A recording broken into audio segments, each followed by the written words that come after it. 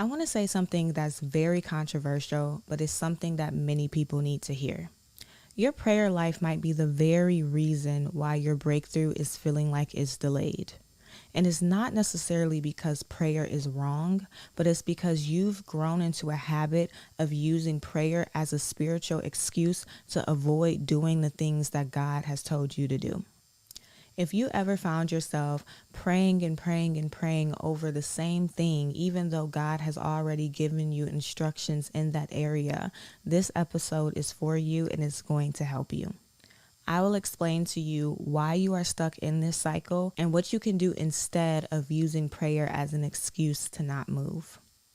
My goal with this episode is not to bash prayer. Prayer is actually a powerful and sacred thing. But I want you to understand that even something holy can become a hiding place if it's keeping you from listening to and obeying God. So let me explain a little bit deeper so that you can understand what I'm trying to say. Because we understand that prayer is a good thing and it's a sacred thing, sometimes we like to mismanage it and we like to use it in ways that's for our advantage and for our benefit. The goal with prayer is to get revelations from God. And sometimes the revelations that He gives to us are things that are uncomfortable, they're scary, or they feel intimidating to do. Those scary and uncomfortable revelations makes us not want to move in those areas. And sitting around and not moving on something makes us feel bad and it makes us feel lazy. And that's not a feeling that we want to entertain. Coming out right and just saying, no, I'm not going to do that makes us feel like we're disobeying God. And our goal is to honor Him. So we don't want to do that as well. So to avoid moving in that area in a way that makes us feel comfortable, what we like to do is we like to use the excuse and say, I'm still praying on it. We understand that prayer is a good thing, that prayer is a sacred thing. So if someone was to come to us and they were to say something like, why are you praying? You know that would sound crazy. So what we like to do is we like to use prayer as a scapegoat and as an excuse to avoid moving into uncomfortable areas that God told us to move on. Now, we usually do this for 3 reasons. Reason number 1 is because what God told us to do feels intimidating to us. Reason number 2 is because the thing that God told us to do is something that we don't like or don't even want to entertain doing. And reason number 3 is because we don't know how to actually move into that thing that God told us to do. But regardless of whatever reason it is that is keeping you from obeying God, you have to understand that you cannot pray with no movement and then expect God to move on your behalf. The way that prayers get answered is through partnership. It's with you making the decision to partner with God. It's you making the decision to meet God halfway. You cannot ask God to carry your whole weight. You cannot ask God to do all of the work while you just sit back in a comfortable, timid space and reap all of the benefits. You have to operate in partnership with God if you want to see your breakthrough and if you want to see things move in your life.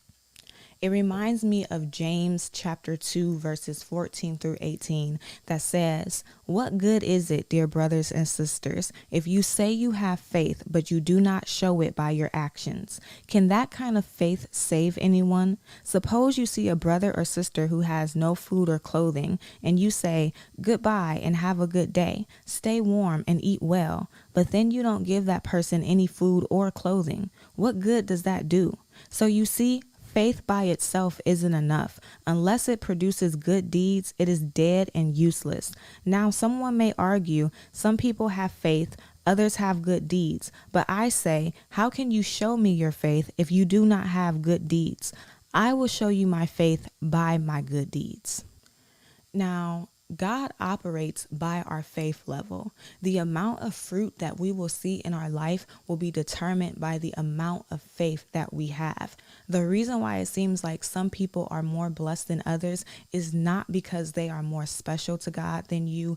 It's not because they are favored more than you. It is simply because they had more faith than you, and they had the faith to actually step out and do what is necessary in order to reap those results.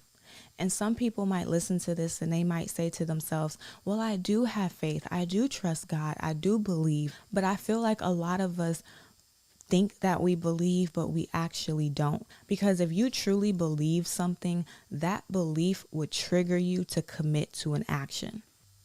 When your actions don't align to the things that you claim you believe, that is proof that your beliefs are something completely different.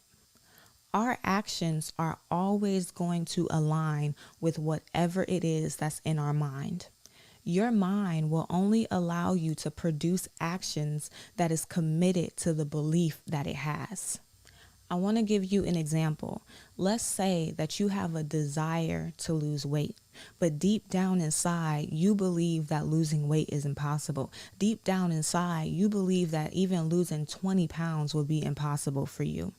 Now, if God gave you an instruction and he told you to sign up for a gym membership, you will automatically feel hesitant to do that because that action goes against what you committed to believe. Signing up for a gym membership goes against the belief that you will never lose weight. It goes against the belief that that is impossible for you. So the reason why you feel hesitation in certain areas is because the actions and the requirements that God is giving you is going against the things that you believe in your mind are possible.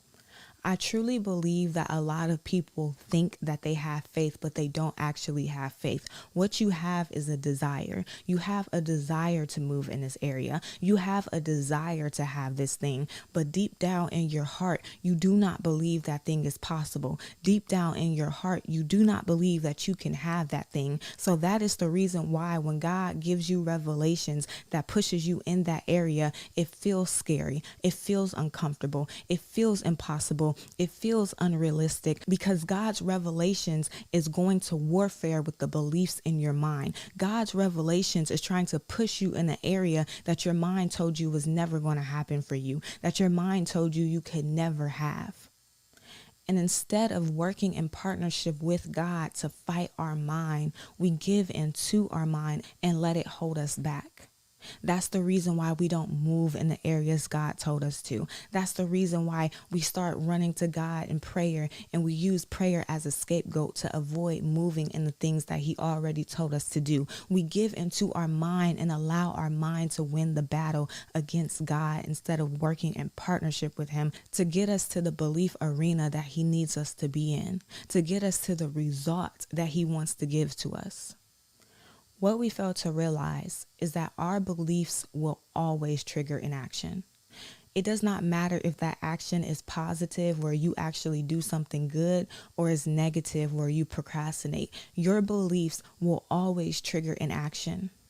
And this is why I always like to say on this channel that God will always know how much faith you have. He will know how much faith you have based on how you act. He will know how much faith you have based on the words that come out of your mouth and based on the actions that you display outside of your prayer time. How many of us, because I used to be this type of person where I would say things bold and confidently when I was praying to God, but then when I would walk away from him and it was time for me to go back into the real world, go back around people, actually display actions of what I was saying in my prayers, the way that I would act outside of God was completely different than what I would say to him while I was with him. The reason why I always say that God will know how much faith you have is because your actions outside of him will expose your faith level.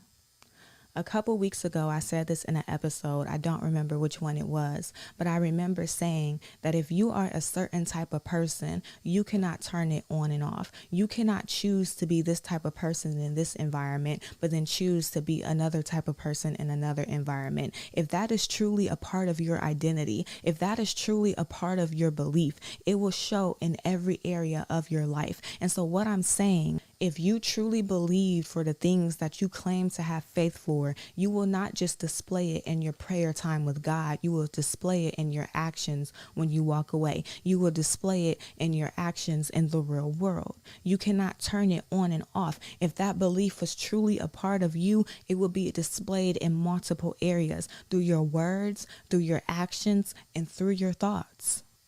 I'm getting off track, but my point is, James chapter 2 verses 14 through 18 clearly says to us that faith by itself is enough. That faith has to produce an act. You cannot claim to have faith if you are not acting in ways of faith. Your words can only take you so far. Yes, it's good to speak things. Yes, it's good to say things, but you have to back your words up with actions. People should be able to see more than they hear. People should be able to see just as much as they hear. They should not only be hearing the things that you are saying, they should be able to see the display of actions that you are producing. When you make the decision to act on things, you are giving God approval to move. God is not going to do more than you are willing to do. You cannot expect God to move in areas that you refuse to move in. You cannot expect God to bring you into breakthroughs and bring you into blessings that you're not even willing to move and become the type of person who can walk into that thing. You have to make the decision to walk in partnership with God and move just as much as you expect Him to move for you. I understand that it's scary, but your movement is necessary. And if you're the type of person where maybe the reason why you have not moved on the things that God told you to do is because you don't have clarity of how to do this thing, I want you to understand that sometimes clarity comes through moving. Sometimes you're not going to know what things are going to look like until you make the decision to walk through. Think about if you were entering a house for the first time. You see the outside, you see the door, but you have no clue what the inside of that house is going to look like until you make the decision to walk through. The more you walk, the more you get to see, the more that's revealed to you, the more things come clearer. If I'm standing at the entrance of the house and at the back of the house there's a kitchen, the kitchen may look blurry. The kitchen may look dark. I might not be able to see it very clearly, but the more I walk into that house, the clearer the kitchen becomes to me. The more you walk into this thing that God told you to do, the more clarity you are going to get around that thing. Do not make the decision to stay in this thing because you expect God to give you the entire blueprint at once. Clarity comes through movement, and you have to move if you want to see more clearly. So like I said in the beginning of this episode, prayer is not necessarily a bad thing, but sometimes the way we go about utilizing prayer can hold us back. When God reveals to you an instruction that He requires of you to do, instead of making the decision to continue to go to Him in prayer on that thing, you want to make sure that you go to Him in prayer through that thing. So for example, instead of asking God, hey, should I write this book? When He gives you the yes and He gives you revelation that He wants you to do that thing, don't keep going to Him asking, should I write the book? Should I write the book? Should I write the book? Instead, ask Him, hey God, how do you want me to outline the book? We're switching up our prayers where instead of praying on the thing, we're praying through the thing. Our questions to God begin to switch as we move through this. Instead of using prayer as a scapegoat to avoid moving on the things that God told you to do, you can switch up your prayers by simply telling God how you feel. Hey God, this step that you gave me is very scary. Hey God, this revelation that you gave me makes me feel uncomfortable, and this is the reason why.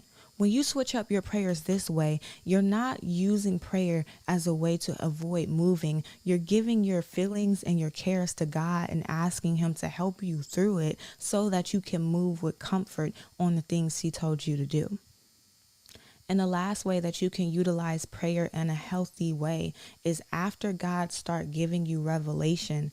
Instead of using prayer as a scapegoat to avoid moving on the things He told you, make time in your schedule for both prayer and for movement.